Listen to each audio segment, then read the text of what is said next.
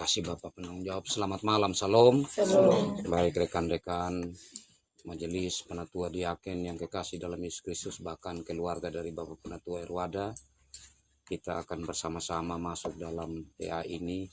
Kita masuk dalam ibadah bersama dan saya ajak kita untuk kita bersama-sama memulai PA kita ini dengan kita puji Tuhan dari Kidung Jemaat nomor 9 ayat 1. Kidung Jemaat nomor 9 ayat 1.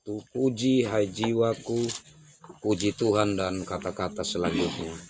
Puji hai jiwaku, puji Tuhan, selagi ada napasmu. Allahku patutlah ku agungkan sepanjang umur hidupku. Hayatku Dia yang beri, Dia ku puji tak henti. Haleluya, haleluya. Kita akan masuk dalam doa, dan untuk doa pembukaan sekalian firman ini, saya mohon kesediaan Ibu Diaken Mama Radi untuk membawa kita dalam doa.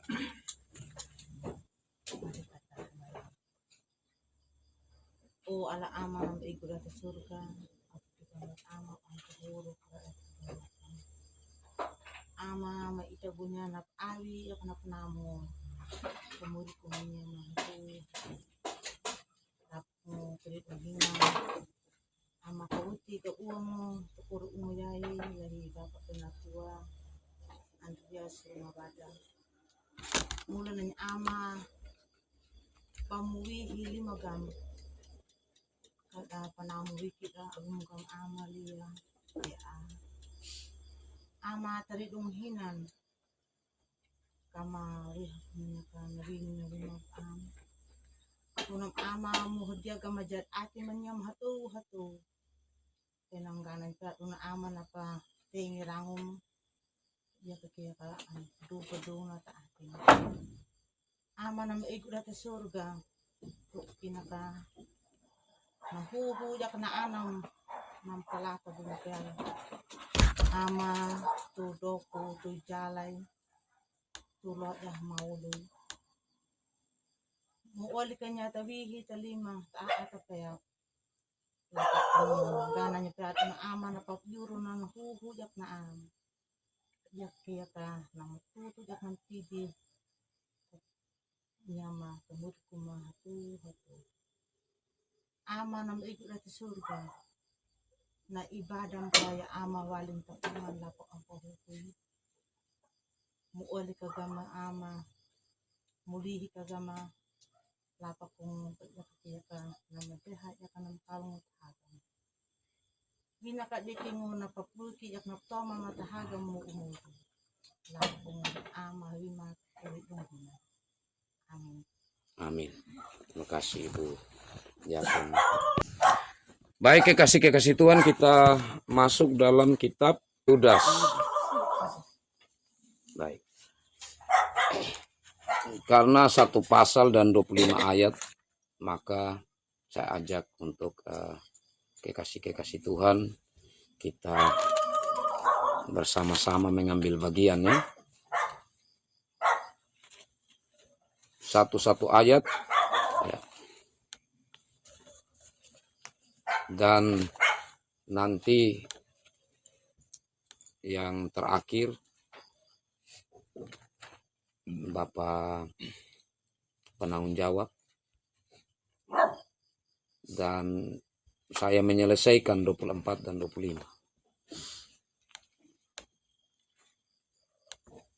Kita mulai. Salam dari Yudas, hamba Yesus Kristus, dan saudara Yakobus, kepada mereka yang terpanggil, yang dikasihi dalam Allah Bapa, dan yang dipelihara untuk Yesus Kristus, rahmat damai sejahtera dan kasih kiranya melimpahi kamu.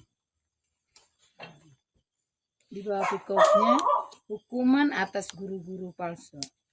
Saudara-saudaraku yang kekasih, sementara aku bersungguh-sungguh berusaha menulis kepada kamu tentang keselamatan kita bersama, aku merasa terdorong untuk menulis ini kepada kamu dan menasihati kamu supaya kamu tetap berjuang untuk mempertahankan iman yang telah disampaikan kepada orang-orang kudus.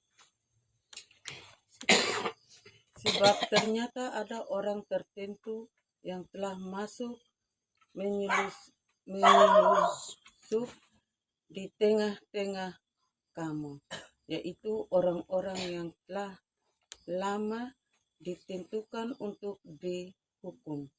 Mereka akulah orang-orang yang fasik, yang menyalahgunakan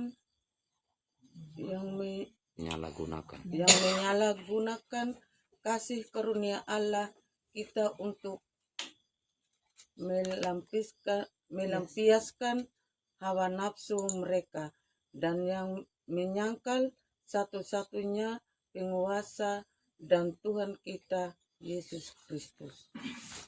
Tetapi sekalipun kamu telah mengetahui semuanya itu dan tidak meragukannya lagi, aku ingin mengingatkan kamu bahwa memang Tuhan menyelamatkan umatnya dari tanah Mesir, namun sekali lagi membinasakan mereka yang tidak percaya, dan bahwa Ia menahan malaikat-malaikat yang tidak taat pada batas-batas kekuasaan mereka, tetapi yang meninggalkan tempat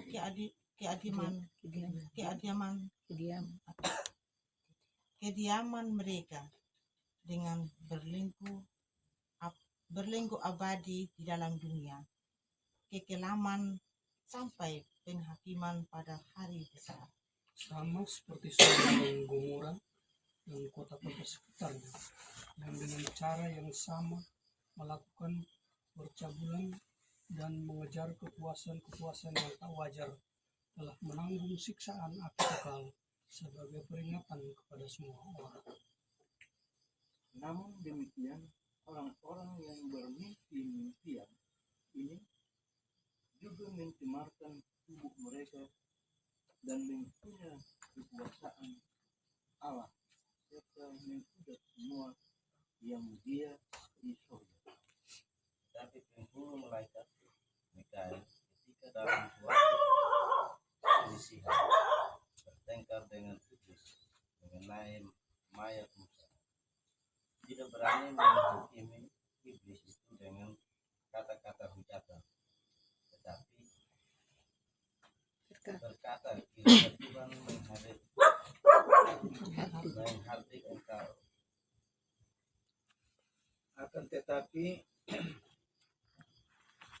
Akan tetapi mereka menghujat segala sesuatu yang tidak mereka ketahui, dan justru apa yang mereka ketahui dengan nalurinya seperti binatang yang tidak berakal, itulah yang mengakibatkan kebinasaan mereka.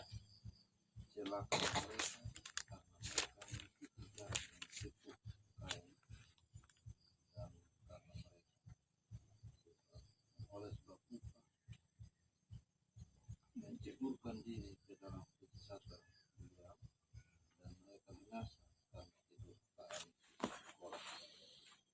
Mereka indah noda dalam perjamuan kasih-Mu, di mana mereka tidak malu-malu melahap dan hanya mementingkan dirinya sendiri.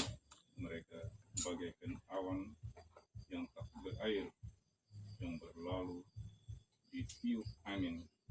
Mereka bagaikan pohon-pohon yang dalam musim gugur tidak menghasilkan buah, pohon-pohon yang terbentun dengan akar-akarnya dan yang mati sama sekali. Mereka bagaikan ombak laut yang ganas, yang membuihkan keajaiban mereka sendiri. Mereka bagaikan bintang-bintang yang baginya telah tersedia tempat di dunia kekelaman untuk selama-lamanya. Juga tentang mereka Henok, keturunan ketujuh dari Adam, telah bernubuat. Katanya, sesungguhnya Tuhan datang dengan beribu-ribu orang kudusnya, hendak menghakimi semua orang dan menjatuhkan hukuman atas orang-orang fasik karena semua perbuatan fasik yang mereka lakukan dan karena semua kata-kata nista yang diucapkan orang-orang berdosa yang fasik itu terhadap Tuhan. Mereka itu orang-orang yang menggerutu dan mengeluh tentang nasibnya, hidup menuruti hawa nafsunya, tetapi mulut mereka mengeluarkan perkataan-perkataan yang bukan-bukan, dan mereka menjilat orang untuk mendapatkan keuntungan. Nasihat-nasihat untuk meneguhkan iman. Tetapi kamu saudara-saudaraku yang kekasih, ingatlah akan apa yang dahulu telah dikatakan kepada kamu oleh rasul-rasul Tuhan kita Yesus Kristus.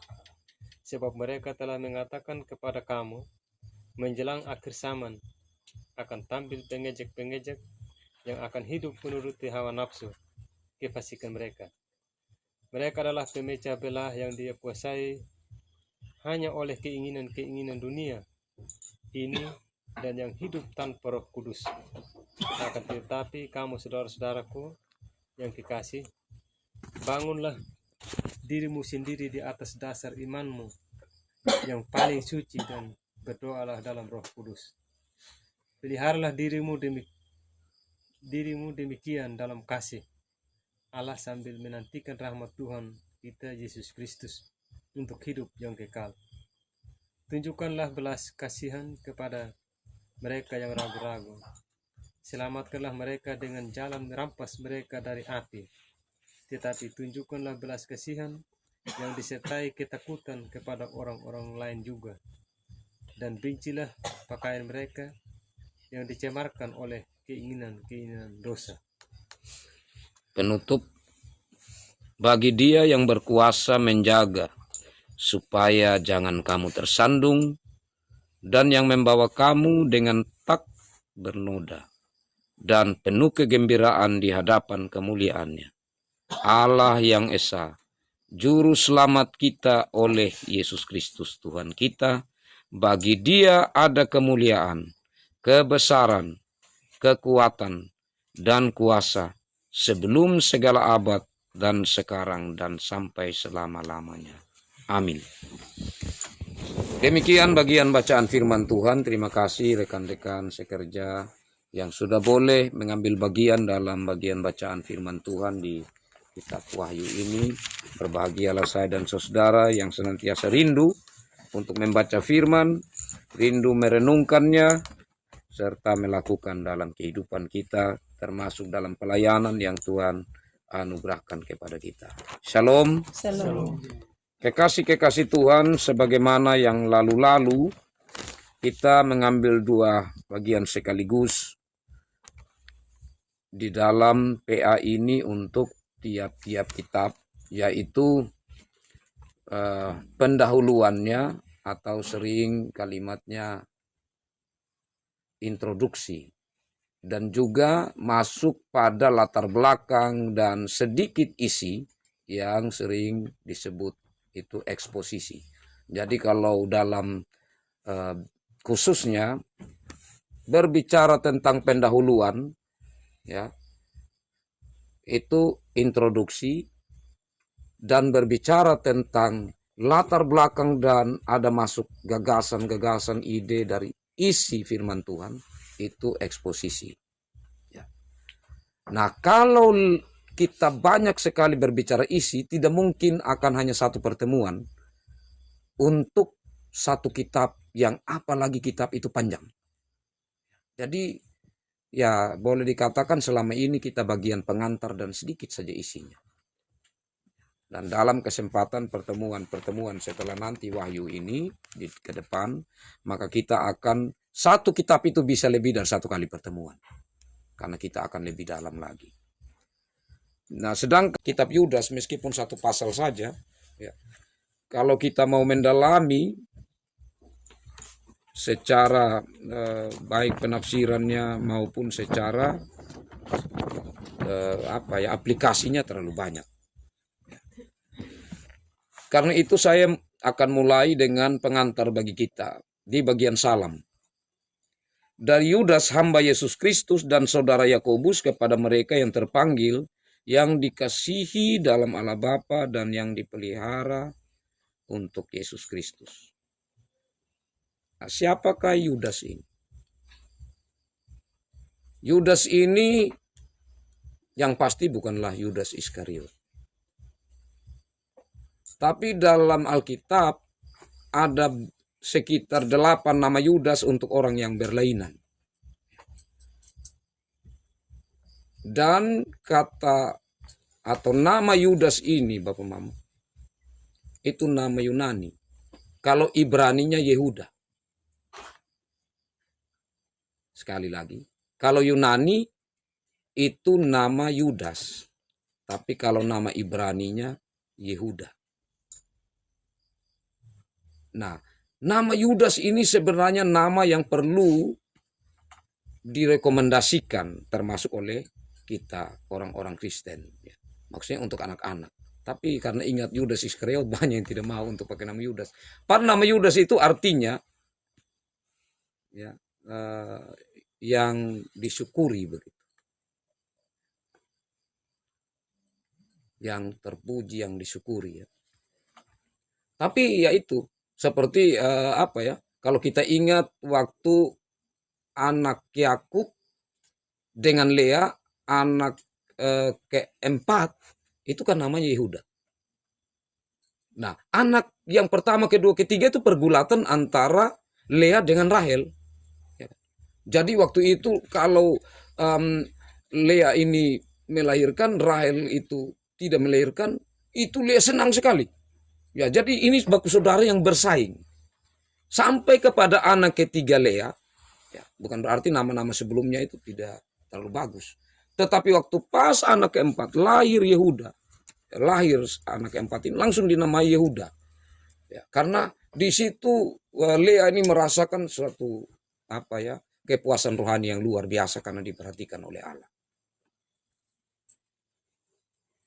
Nah, jadi sebenarnya nama Yudas itu nama yang bagus. Bahkan kalau dalam 12 murid Yesus kita ingat bahwa ada 2 orang nama Yudas. Yudas anak Yakobus dengan Yudas Iskariot. Iya kan? Nah, kekasih Tuhan, terus ini Yudas yang mana sesungguhnya? Di sini dia perkenalkan dari Yudas hamba Yesus Kristus dan saudara Yakobus. Nah, para ahli Bapak Mama kekasih Tuhan, mereka bergumul dengan ini.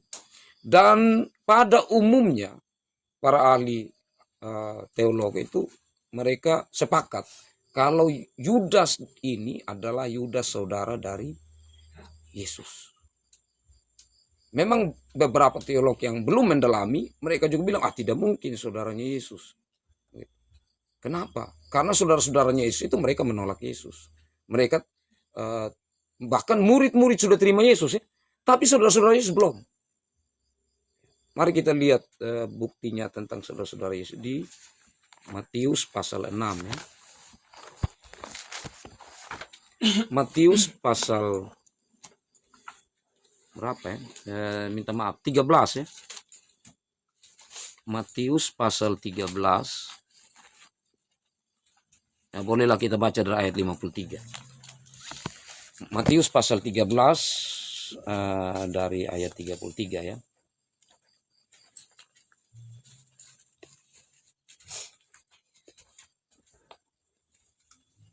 siapa yang sudah ketemu boleh baca dari 53 sampai 56 boleh. 53 sampai 56. Yesus ditolak di Nazaret. Setelah Yesus selesai menceritakan perumpamaan-perumpamaan itu, ia pun pergi dari situ. Setibanya di tempat asalnya, Yesus mengajar orang-orang di situ di rumah ibadah mereka. Maka takjublah mereka dan berkata, dari mana diperolehnya hikmat itu dan kuasa untuk mengadakan mujizat-mujizat itu? Bukankah ia ini anak tukang kayu? Bukankah ibunya bernama Maria dan saudara-saudaranya Yakobus, Yusuf, Simon dan Yudas? Satu ayat lagi. Dan bukanlah saudara-saudaranya perempuan semuanya ada bersama kita? Jadi dari mana diperolehnya semuanya itu? Ya baik, terima kasih. Jadi kasih Tuhan, kalau kita perhatikan di situ jelas sekali bahwa Yesus ini kan punya saudara, bukan saja saudara laki-laki tapi saudara perempuan, dan saudara laki-laki yang disebutkan di sini. Adik-adik Yesus itu. Jadi adik-adik Yesus ada yang bernama Yakobus, Yusuf, Simon dan Yudas. Dan saudara-saudara perempuan juga. Kita bandingkan lagi ayat yang paralel dengan itu, Markus 6 ayat 1 sampai 6.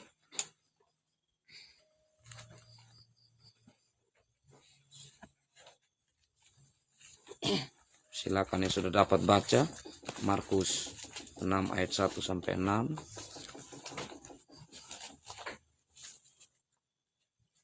Yesus di Nazaret. Kemudian Yesus berangkat dari situ dan tiba di tempat asalnya, sedang murid-muridnya mengikut dia. Pada hari Sabat, ia mulai mengajar di rumah ibadat dan jemaat dan besar takjub ketika mendengar dia, dan mereka berkata, dari mana diperolehnya semuanya itu? Hikmat apa pulakah yang diberikan kepadanya? Dan mujizat-mujizat yang demikian, bagaimanakah dapat diadakan oleh tangannya? Bukankah ia ini tukang kayu, anak Maria, saudara Yakobus,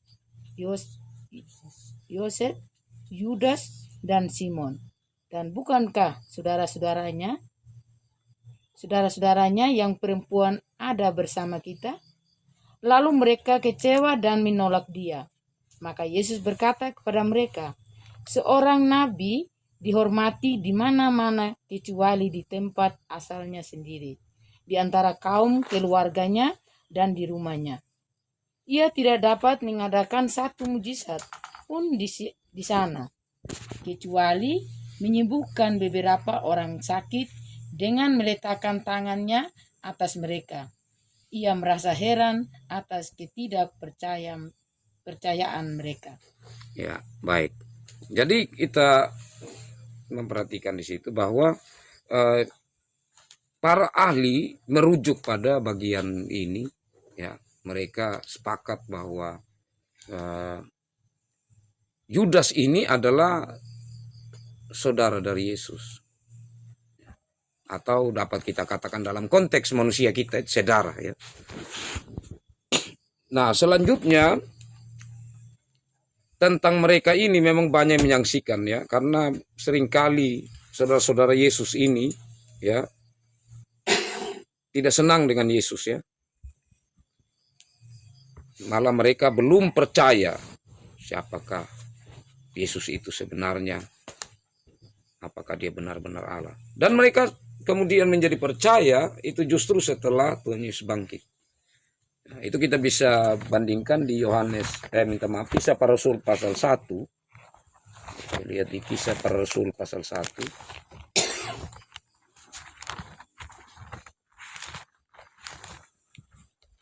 Di ayatnya yang ke-14. Kisah Para Rasul pasal 1 ayat 14 saya bacakan. Mereka semua bertekun dengan sehati dan berdoa dalam doa bersama-sama dengan beberapa perempuan serta Maria ibu Yesus dan dengan saudara-saudara Yesus. Nah, jadi ternyata saudara-saudara Yesus pada akhirnya mereka mengalami pertobatan. Mereka menerima Yesus itu. Bukan sebagai saudara dan sebagai bagian dari keluarga saja, tetapi ia adalah sungguh-sungguh Allah. Nah, kekasih-kekasih Tuhan, kalau demikian maka hal yang menarik di sini ya dari kitab Yudas ini, dia katakan begini, dari Yudas hamba Yesus Kristus dan saudara Yakobus. Memang benar ya saudara Yakobus, tetapi kenapa dia katakan bukan begini? Dari Yudas, saudara Yakobus dan saudara dari Yesus Kristus. Tapi dia bilang apa di situ? Dia katakan hamba. Nah, itu kan pertanyaan besar, kenapa? Nah, di sini kalau contoh ya saya dan Bapak Mama ya. Contohnya kita ada hubungan darah begitu ya. Atau bahkan hubungan kawin-mawin dengan bupati saja. Wih, pasti kita bilang, wih, itu bupati itu saya saudara. Atau macam bupati yang baru terpilih begitu di Sumba Tengah. Oh, itu keluarga itu. Kita punya hubungan begini-begini. Artinya kita sampaikan dan bangga kan. Tapi ini, dia justru menyatakan bukan dari segi saudara. Tetapi sebagai tuan. Ya kan? Dia sebutnya kan tuan.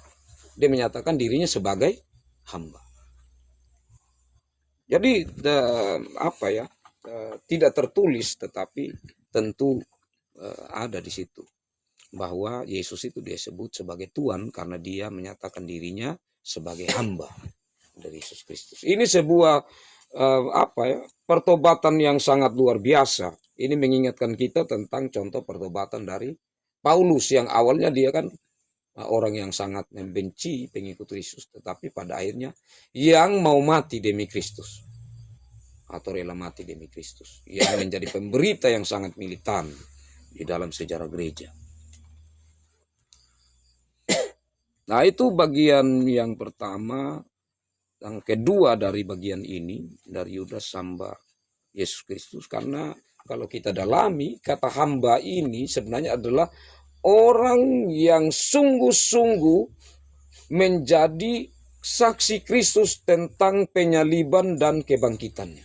Karena yang sering disangga waktu itu, ya, yang sering tidak diterima waktu itu tentang penyaliban. Oh, masa anak Allah disalib? Kalau memang dia adalah Tuhan, tidak mungkin dia mati. Dan juga tentang kebangkitan.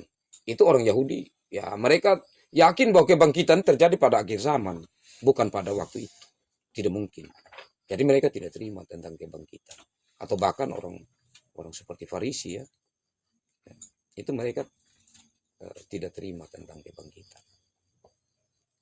Ya, jadi di sini penting sekali tentang kalimat ini.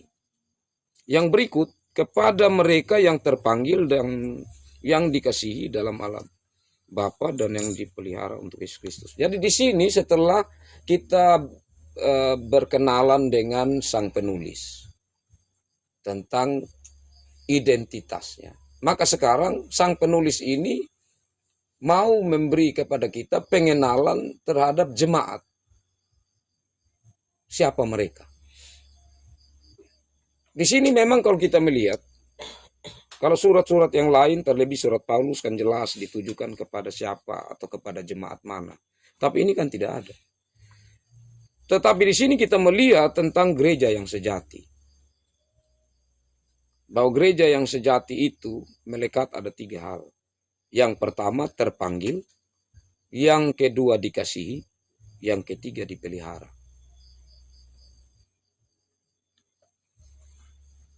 Kepada mereka, ya gereja ya, yang terpanggil. Nah, ini penting sekali kata terpanggil ini. Kenapa? Kata terpanggil ini memiliki makna bahwa menjadi murid Yesus Kristus itu sebenarnya sebuah anugerah atau suatu ketetapan dari Allah. untuk anak-anaknya yang ia tentukan dari semula untuk menjadi milik Yesus Kristus. Jadi kata terpanggil di sini adalah mereka yang menyadari bahwa mereka adalah bagian dari milik Kristus yang telah menerima anugerah pemanggilan itu. Nah, dengan demikian maka jelas sekali bahwa gereja harus ada dalam pengakuan bahwa dia menerima panggilan itu karena anugerah, tetapi harus ada respon bahwa dia terpanggil. Harus ada respon. Artinya untuk menyambut panggilan itu. Ini penting karena banyak sekali orang yang sudah menjadi milik Kristus tetapi sebenarnya dia tidak terpanggil. Atau tidak menjawab, merespon panggilan untuk benar-benar ada di dalam kekristenan itu atau murid Kristus. Nah, selanjutnya dikasihi dalam Allah Bapa. Nah, dikasihi di sini tentunya setiap kita dipanggil, tetapi juga di situ untuk apa ya? Ini berbicara tujuan. Untuk menikmati sebenarnya kasih Allah. Nah, pertanyaannya apakah umat atau gereja menikmati kasih itu? Merasa benar-benar ia telah menerima kasih Allah itu. Benar-benar ia sungguh dikasihi oleh Allah. Nah, ini bisa terjadi tentu respon juga. Bagaimana kita mengalami kasih Allah itu kalau kita hidup di dalam Tuhan. Karena orang yang hidup di dalam Tuhan, maka dia akan melihat bahwa apa yang ia alami, kesulitan-kesulitan yang ia alami, dia tetap akan menemukan celah bahwa di situ ada Allah yang tetap menyatakan kasih-Nya. Itu tidak mudah. Itu perlu benar-benar ada dalam satu hubungan yang serius dengan Tuhan untuk menikmati. Tapi ya tentu kita melihat anugerah kasih ini seperti berita anugerah bahwa begitu besar kasih Allah, karena begitu besar kasih Allah akan dunia ini ya. Nah, sekaligus dengan itu responnya sebenarnya bukan semata-mata respon kita terhadap Allah yang telah melimpahkan kasih itu. Karena di sini kita juga dipanggil untuk bagaimana mengimplementasikan untuk menyatakan, mewujud nyatakan kasih itu dalam kehidupan bersama sebagai satu persekutuan. Jadi bukan saja dialami secara person, tapi komunal juga. Atau bukan saja dialami secara pribadi, tetapi komunitas atau persekutuan bersama. Itu hal yang sangat penting sekali.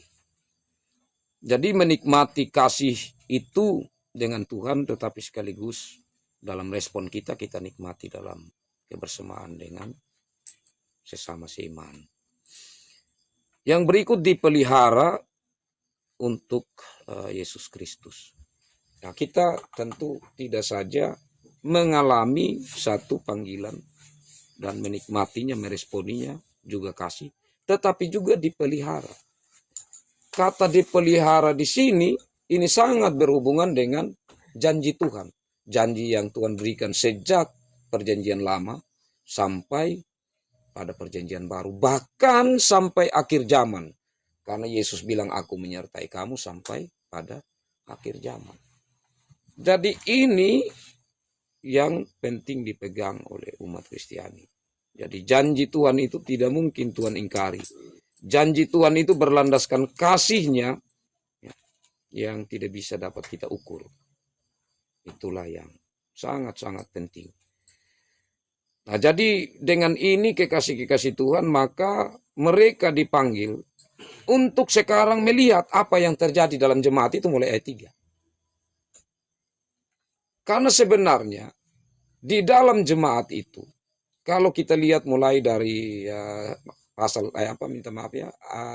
surat-surat atau kitab sebelumnya, ya, termasuk di yang kemarin 3 Yohanes, kan itu kan berhubungan dengan guru-guru nabi-nabi palsu juga kan, ya. Jadi itu yang membuat mungkin saja Diotrephes sempat stres begitu ya, karena pernah ada nabi palsu yang datang sehingga nabi-nabi yang atau pengajar atau pengkhotbah atau misionaris yang benar juga dia tidak mau terima. Nah sekarang ini dia mau untuk jemaat melihat. Tetapi ini kalau kita melihat dia lebih khusus karena justru kalau kita perhatikan ayat-ayat selanjutnya bahwa mereka ini datang dari dalam jemaat sendiri. Jadi kadang-kadang iblis itu pakai hal yang paling berbahaya itu sebenarnya masalah itu kalau ada di dalam jemaat sendiri atau penyesat-penyesat itu atau guru-guru palsu itu dia bertumbuh dalam jemaat sendiri. Nah, kita akan lihat banyak hal, tapi saya lebih senang kalau Bapak Mama bertanya sebentar. Jadi responnya terhadap guru-guru palsu bagi gereja yang sudah menyadari akan hal-hal ini supaya lebih lagi terang, lebih jelas setelah mereka menyadari siapa diri mereka, akan lebih jelas mereka melihat benar tidak ada guru palsu dalam jemaat itu.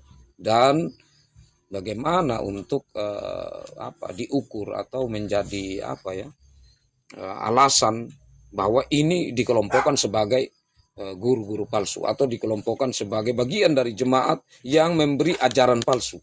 Nah, itu akan nyata dari cara-cara hidupnya. Itu kita dapat lihat dalam bagian-bagian selanjutnya. Jadi dari ini ya Bapak Mama, rekan sekerja yang kekasih, saya batasi ya untuk saya dan tetap saya sungguh-sungguh mengharapkan karena kemarin saya mohon kita baca untuk kita mendapatkan mungkin pertanyaan-pertanyaan yang atau mungkin juga masukan-masukan yang kita tahu untuk memperkaya kita bersama. Dan saya percaya Roh Kudus Tuhan menopang kita dengan itu. Karena itu saya berikan kesempatan untuk kita semua. Mungkin saya mulai dari Mama Nina ada. Mam Tina. Mam Ambe. Mama Radi. Bapak Penata Bolu. Masih baca ya. Bapak Tin. Itu banyak pertanyaan sebenarnya. Ada Bapak Apen. Bapak Feni. Bapak Phil. Baik, terima kasih atas waktu dan kesempatan.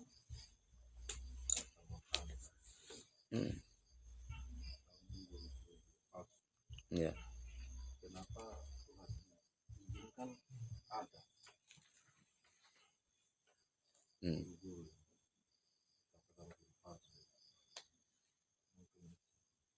Ya. Baik, terima kasih. Jadi kita tahu bersama bahwa Allah ini memberi kepada kita satu kebebasan ya. Yang kebebasan itulah yang disalahgunakan oleh Adam dan Hawa sehingga kita jatuh dalam dosa. Dan semakin manusia jatuh dalam dosa, maka semakin peluang dari iblis itu dalam rupa-rupa kejahatan itu ditawarkan kepada kita. Nah, termasuk ya iblis ini paling senang untuk bagaimana memberi sanggahan cadangan tentang kebenaran yang mutlak. Saya ulangi, memberi sanggahan cadangan untuk satu kebenaran yang mutlak. Contohnya begini, waktu Adam digoda, sebelumnya kan Tuhan sudah kasih satu kebenaran yang tidak boleh disanggah. Kalau kau makan, kau mati. Tapi iblis kasih lagi sanggahan lain yang seperti sebuah kebenaran. Kamu tidak mati, tapi kamu sama dengan dia.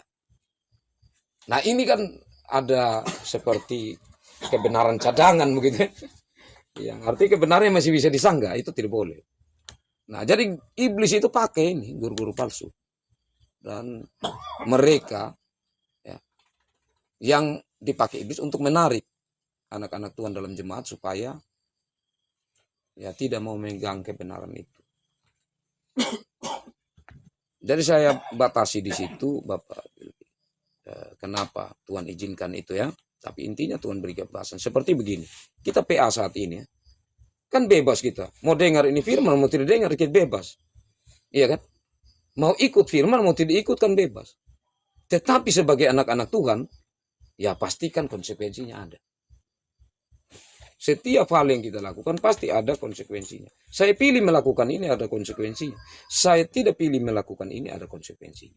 Entah itu hal yang baik hal yang buruk ya tergantung dari pilihan kita. Saya pikir konsekuensi itu juga penting untuk menjadi perenung. Terima kasih Bapak Penatua Saudara. Silakan Pak Hans. Baik, terima kasih. Saya mungkin sedikit keluar dari pembacaan firman kita pada malam hari ini. Ya. Saya mungkin bertanya bahwa antara perbedaan antara jiwa dan roh, menurut pikiran saya bahwa jiwa dan roh itu sebenarnya satu. Kadang kita sering kali bahwa roh itu seperti melayang-melayang. Sementara kalau baratnya sebenarnya satu. Kita misalnya jiwa hati kita, sedangkan roh yang keluar gitu.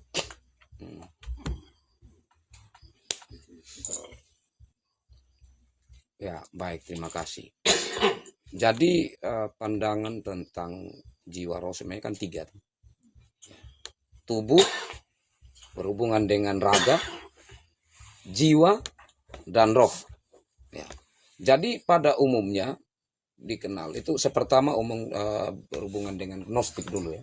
Artinya pengetahuan salah satu yang gencar sampai juga pada zaman Yudas ini tentang ajaran itu.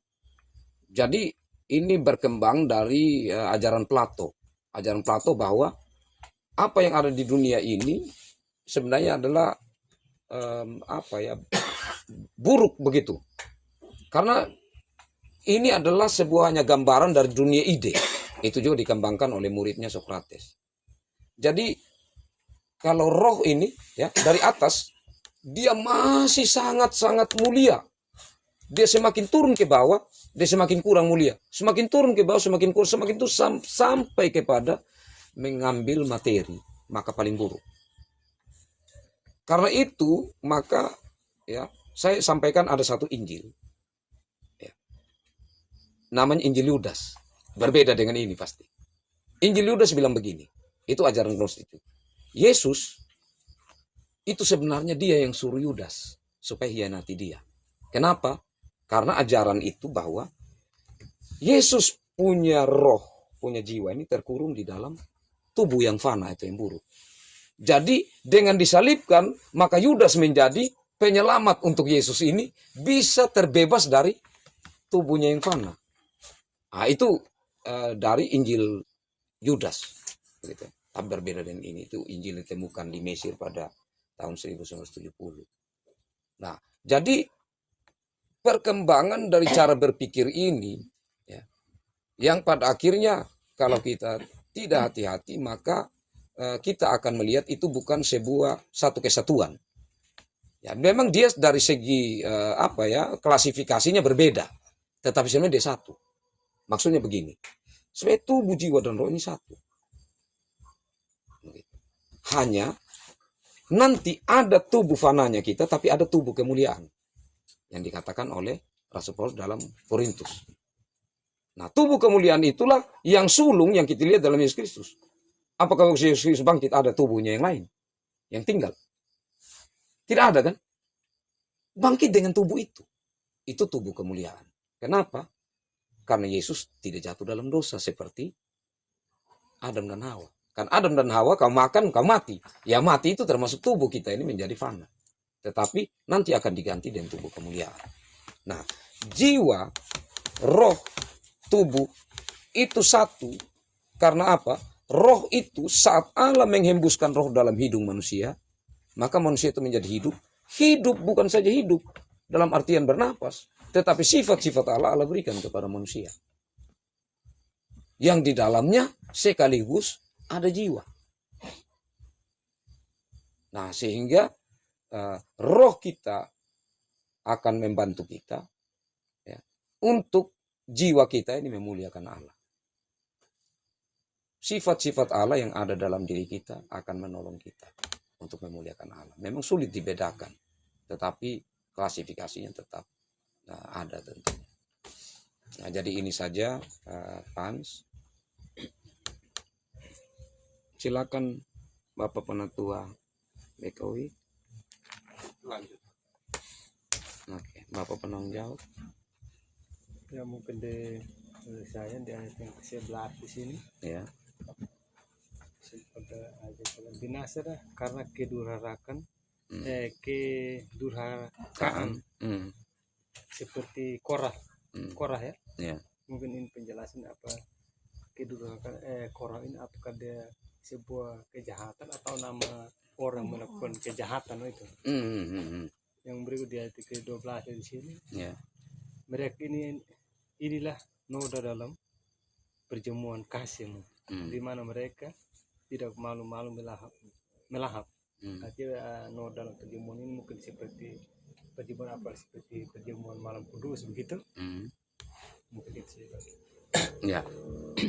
Baik, terima kasih. Jadi yang pertama sebenarnya ada 3 ya. Ayat 11 itu ya. Kain, terus 1 Bileam, dan 1 lagi Korah. Korah yang terakhir. Iya kan? Ya. Nah, perhatikan baik-baik. Yang pertama berhubungan dengan pembunuhan.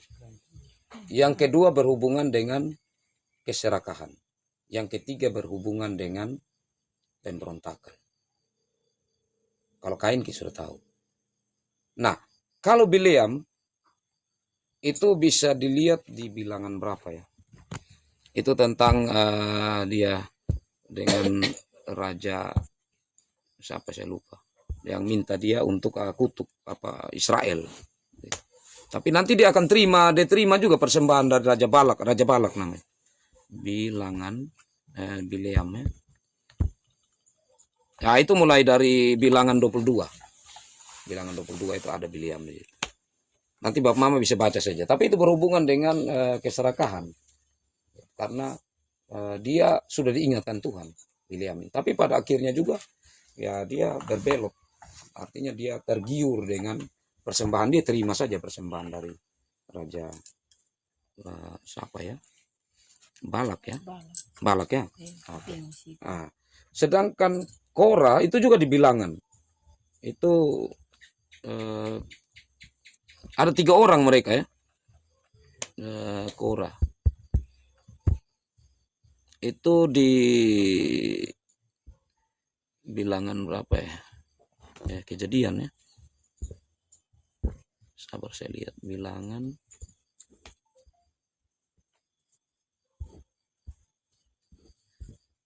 Itu dia tentang pemberontakan.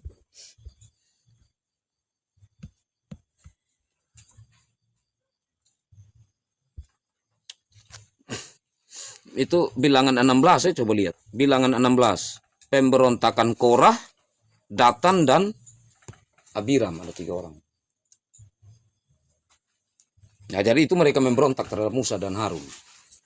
Jadi sebenarnya di sini Yudas ini mau mengingatkan gereja yang tempat dia punya tujuan surat.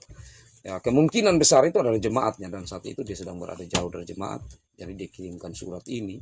Dan dia merasa lebih bebas ya saat dia menyampaikan kalimat-kalimat yang sebenarnya kalau kita lihat kasar ya terhadap jemaat itu.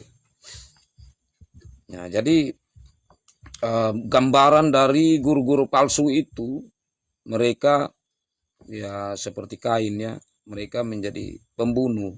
Jadi ya maksudnya di sini kan membunuh apa ya? Membunuh rohani orang begitu. Jadi orang yang sudah baik mereka berupaya untuk supaya hancurkan. Itu cara iblis yang luar biasa. Dan juga demikian pun menceburkan diri ke dalam kesesatan Bileam karena keserakahan ya. Jadi hawa nafsu tadi itu yang berbagai bentuk, bahkan digambarkan seperti yang di Sodom dan Gomora. Ya, dan juga kedurhakaan seperti Korah yang memberontak.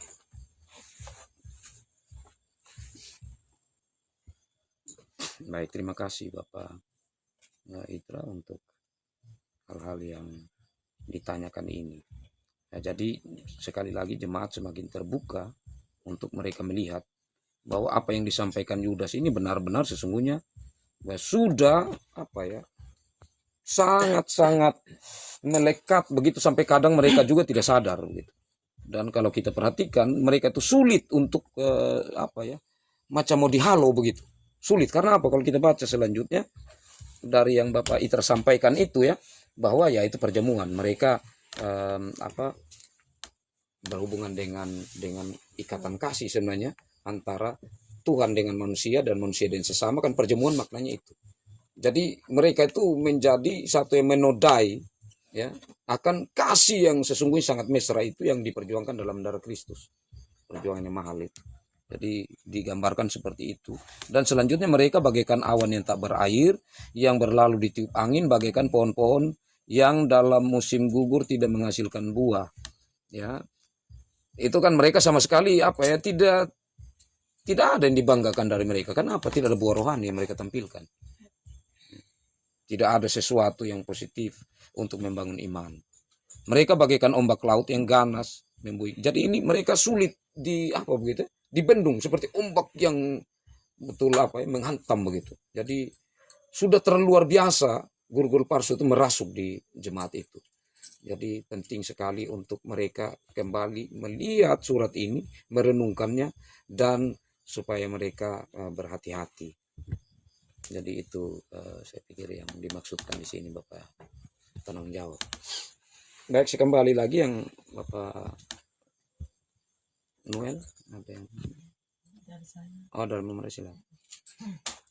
di ayat yang ke-15 di situ Bapak juga tentang mereka Henok keturunan ketujuh dari Adam telah bernubuat katanya, sesungguhnya Tuhan datang dengan beribu-ribu orang kudusnya.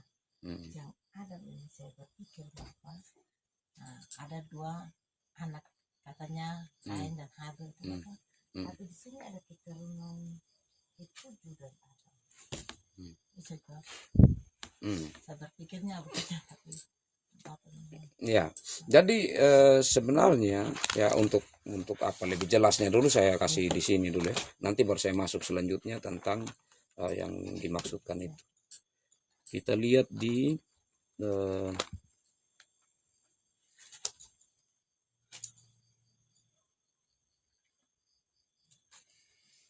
sabar ya. Nah ini di Kejadian pasal 5.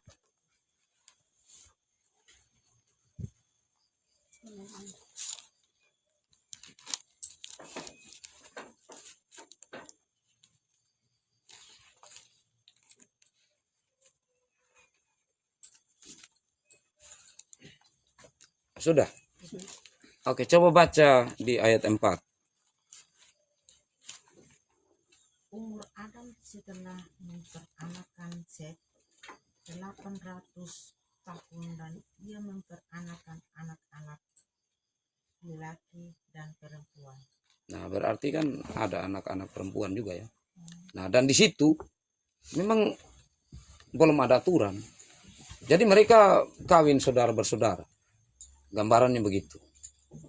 Nah, sehingga ada keturunan selanjutnya sampai diyakini bahwa Henok itu keturunan yang ketujuh. Gitu berarti ya. Oke, terima kasih. Tapi kalau kita mau lihat tentang Henok itu, kita lihat ayat bandingannya di berapa ya? 18.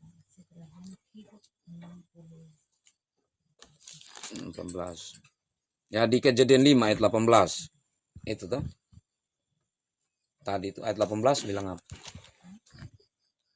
Setelah Yared hidup 160 dan 2 tahun, ia memperanakan Henok. Ya. Begitupun nanti kita bisa lihat itu di Kejadian 21 ayat 24. Ya, jadi ya, karena saya pahami maksud pertanyaannya Mama Radi, saya batasi. Baik, silakan Bapak Noel.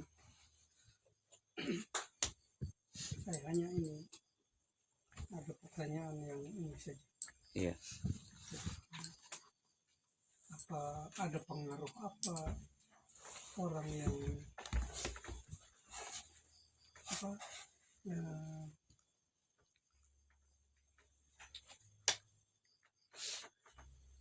yang menggoda orang atau pengaruhnya sehingga dikatakan bisa karena bencilah akan pakaian mereka yang dicemarkan. Maksud saya, apa pengaruh pakaian terhadap ini sehingga diminta oleh apa ini tadi Judas untuk bencilah pakaian mereka yang dicemarkan oleh dosa gitu. Ya. Itu kan tidak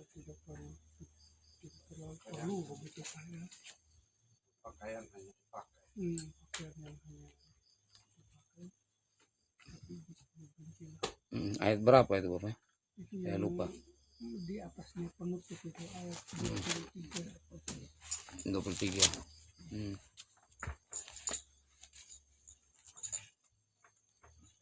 Oke, baik, terima kasih. Ya, jadi memang penuh dengan metafora ya.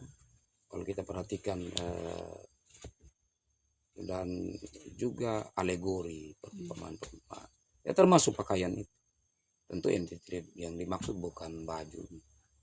Tetapi yang mereka kenakan itu kecemaran, seperti juga yang sering disampaikan oleh Rasul Paulus. Jadi sedikit ya saya lanjut tadi yang disampaikan Pak Hansip. Jadi ajar Gnostik itu dia ada dua yang muncul atau mencuat. Yang satu itu maka karena tubuh ini fana, karena itu bagaimana supaya macam bertapa apa begitu supaya tubuh ini dikembali ke atas begitu. Materi ini dikembali menjadi sesuatu yang pada tingkatan tertentu dia mulia. Nah, tapi ada lagi konsep pikir Gnostik ini yang ekstrim. Jadi pikirannya begini, kita tubuh ini fana, jadi tidak masalah kita mau melakukan dosa seperti apa yang berhubungan dengan tubuh, tidak ada soal. Karena toh tubuh ini nanti dia tertinggal. Yang naik ini adalah roh kita. Jadi silakan sudah. Dan cara berpikir ini juga seperti ini yang nanti akarnya itu dia punya buah-buah itu ada sampai di Yudas. Ini Gnostik punya itu hebat sekali waktu itu. Begitu. Artinya cara-cara berpikirnya sampai pada ini jadi ini mereka ini melakukan kejahatan, cara berpikir itu sudah tidak masalah kalau nanti ini tubuh juga dia akan hancur, dia akan mati. Kembali ke tanah. Jadi ada juga yang ekstrim begitu ya cara berpikir. Jadi hal-hal begitu menurut Rasul Paulus itu kamu harus tanggalkan ya maksudnya jangan pakai atau bencilah pakaian mereka begitu ya. Ya jadi saya pikir karena Bapak Noel juga saya pikir memahami itu, tapi saya lebih kepada untuk nyambungnya dengan cara berpikir Gnostik tadi, sehingga mereka melakukan hal itu. Artinya supaya mereka berhati-hati dengan ajaran-ajaran itu. Silakan Bang. Ini tentang guru-guru palsu. Ya. Terus kemudian kalau kita lihat kita membaca bahwa sebenarnya orang-orang mereka ini sudah mengenal Kristus, mereka sudah iman yang mereka sudah ada untuk Kristus, sehingga datanglah guru-guru palsu. Hanya di sini surat Yudas ini kan dia tidak sama tujuannya, dia secara umum saja. Secara umum dia tidak sama dengan surat-surat lain ke surat Paulus ke Roma, ke Korintus. Nah di sini yang saya belum mengerti ini di surat Yudas ini ya ditujukan dia punya lokasi di tempatnya ini yang saya tidak paham. Maksudnya apakah ini di Nazaret atau di lokasi mana? Artinya kehidupan waktu itu yang guru palsu mengacaukan iman orang-orang yang percaya kepada Yesus Kristus. Baik, terima kasih. Jadi sebenarnya kalau kita melihat bahwa murid-murid Yesus ya, itu hampir semuanya itu mereka menguasai atau mau menguasai dulu Yerusalem. Ya kan? Nah, baru kemudian nanti mereka keluar ke Samaria dan terus. Meskipun pada waktu itu sebenarnya Yerusalem pun mungkin berapa persen itu sudah Yunani juga, karena sudah dikuasai oleh Romawi. Jadi budaya mereka sudah tercampur juga, istilahnya kalau Helenisme. Jadi budaya Yunani yang sudah masuk juga di wilayah jajahannya, termasuk di Yerusalem atau di Yehuda. Oke, sudah masuk. Nah, di situ mereka yang mencoba untuk betul-betul kuat, pertama itu adalah soko gurunya, dia punya macam pendiri begitu ya, yang lebih begitu, itu Petrus pertama begitu di Yerusalem. Yang kedua itu adalah Yakobus yang disebutkan tadi ini, saudara dari Yesus dan Yudas, saudara dari Yesus dan Yudas ini, Yakobus ini, itu soko guru juga untuk Yerusalem. Jadi kemungkinan besar, sangat kemungkinan besar Yudas juga di Yerusalem. Karena yang lebih keluar itu justru Paulus, yang kemudian diajak Markus, tapi Markus juga bukan murid Yesus, diajak Barnabas. Jadi murid-murid Yesus itu lebih, atau rasul maksudnya, rasul itu lebih ke Yerusalem, mereka ada di situ. Jadi kemungkinan besar, dan ini sekitar tahun 60-70 begitu Masehi. Jadi ya sangat dekat juga dengan Injil atau keempat Injil dan juga surat-surat Paulus, ya tidak berjauhan. Nah, dan kita dapat mengatakan tadi seperti Gnostik, ya itu karena masalah yang sama di tahun-tahun begitu yang dihadapi oleh gereja-gereja mula-mula. Mungkin begitu Bapak. Ya bukan mungkin, dia lebih mendekati ke situ. Atau kalau kita bilang mungkin juga, kemungkinan paling besar. Karena para ahli juga sulit memastikan untuk bagian ini atau untuk benar-benar memastikan. Tapi kemungkinan besar ada di situ. Baik, terima kasih. Ada lagi Pak Mama? Baik, kalau tidak ada lagi saya ambil kesimpulan bahwa begini. Tuhan telah memilih kita untuk menjadi anak-anak. Itu lewat keterpanggilan. Ya, keterpanggilan itu seperti Tuhan memanggil Musa, seperti Tuhan memanggil Paulus, dan tentu seperti Tuhan memanggil kita ini.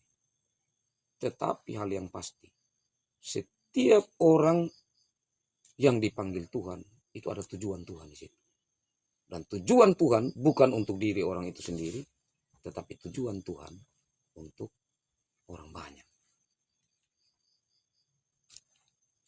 Nah, kita bersyukur karena kita merupakan bagian dari keterpanggilan itu.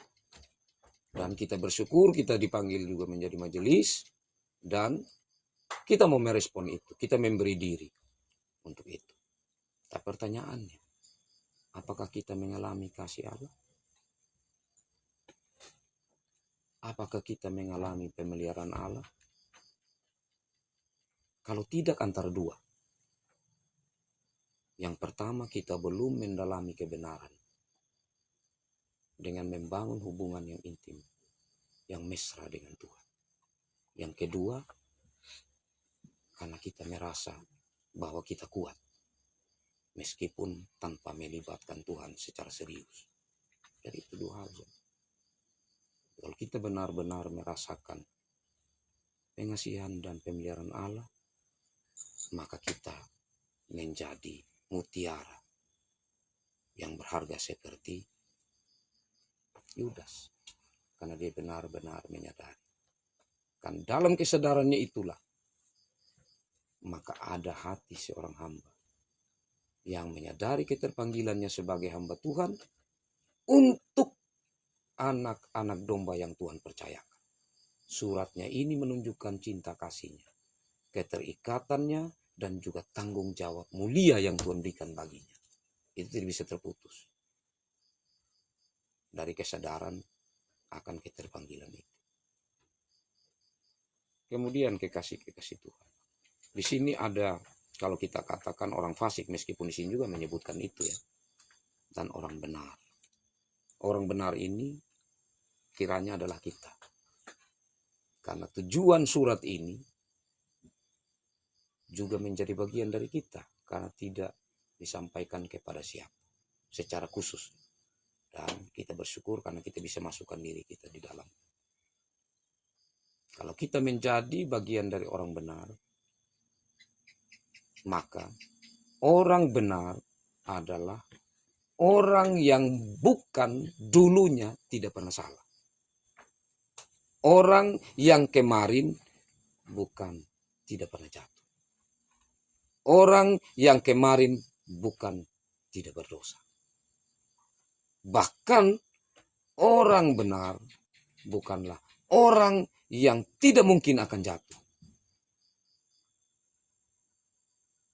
Tapi orang benar, orang yang mau setia, berjalan di jalan yang benar. Jalan yang Tuhan tunjukkan, jalan yang Tuhan kasih. Ada komitmen untuk bagaimana. Saya Tuhan sudah jalan yang salah, ampun. Tuhan membenarkan kita. Tetapi ingat Rasul Paulus bilang, jangan gunakan kemerdekaan itu untuk kesempatan. Artinya sengaja terus, beda. Tapi ini karena kilaf, kita melakukan kesalahan, kita minta ampun. Maka Tuhan menjadikan kita atau memberi kita status sebagai orang benar. Dan tentunya sebaliknya dari itu, orang fasik adalah orang yang sengaja mau menjauh dari Tuhan. Melakukan apa yang menurut dia itu benar. Tidak peduli kebenaran yang sesungguhnya yang Tuhan perintahkan untuk dilakukan. Jadi Tuhan kiranya menolong saya dan Bapak Mama sehingga kita memiliki hati seorang gembala yang terus memperhatikan ya, anak-anak domba yang Tuhan titipkan termasuk dalam rumah tangga kita. Kita menjadi gembala yang baik. Dan juga sebagai gembala yang baik kita terus belajar tentang kebenaran. Seseorang yang terus belajar tentang kebenaran, maka dia akan memiliki respon yang baik tentang hidup. Kekasih-kekasih Tuhan, Tuhan memberkati firman-Nya dan memberkati kita semua. Amin.